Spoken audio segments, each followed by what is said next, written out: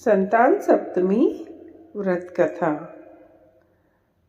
संतान सप्तमी का व्रत संतान की प्राप्ति, सुरक्षा और समृद्धि के लिए रखा जाता है। यह व्रत हर साल भाद्रपद महीने के शुक्ल पक्ष की सप्तमी को किया जाता है। इस दिन माता पिता व्रत रखते हैं और भगवान शिव व देवी पार्वती की पूजा करते हैं। पौराणिक कथाओं के अनुसार एक बार महाराज युधिष्ठिर ने भगवान कृष्ण से पूछा कि कोई ऐसा व्रत बताइए जिससे संतान संबंधी सभी परेशानियां दूर हो जाए। इस पर भगवान कृष्ण ने उन्हें एक कथा सुनाई। अयोध्या के राजा नहुष की पत्नी रानी चंद्रमुखी थी और उनके नगर में विष्णुगुप्त नामक एक ब्राह्मण की पत्नी भद्रमुखी थी।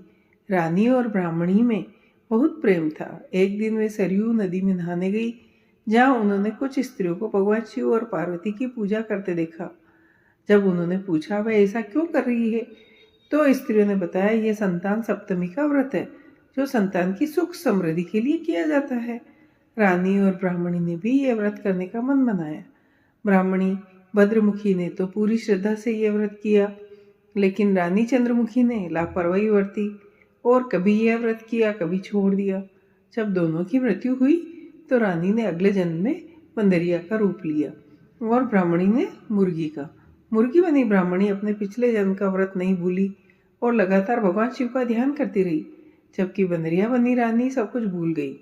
इसके बाद दोनों ने मनुष्य के रूप में जन्म लिया। ब्राह्मणी एक ब्राह्मण के घर भूषण देवी नाम की कन्या के रूप में जन्मी और उसका विवाह एक ब्राह्मण से हुआ।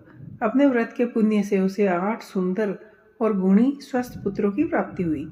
दूसरी ओर रानी को शिव की पूजा न करने के कारण संतान नहीं मिली। वह बहुत दुखी रहने लगी।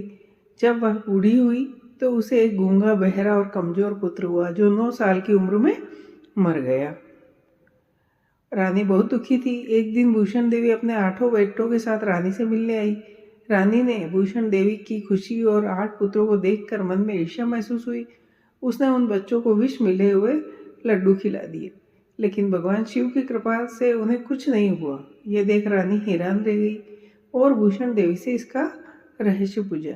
तब भूषण देवी ने उसे अपने पिछले 2 जन्मों की कहानी और संतान सप्तमी व्रत का महत्व बताया। यह सुनकर रानी को अपनी गलती का एहसास हुआ। उसने भूषण देवी से माफी मांगी और उस दिन से सच्चे मन से संतान सप्तमी का व्रत करना शुरू कर दिया। इस व्रत के प्रभाव से रानी को भी संतान सुख की प्राप्ति हुई और वह जीवन के सारे सुख भोग कर अंत में शिवलोक गई। जय हो।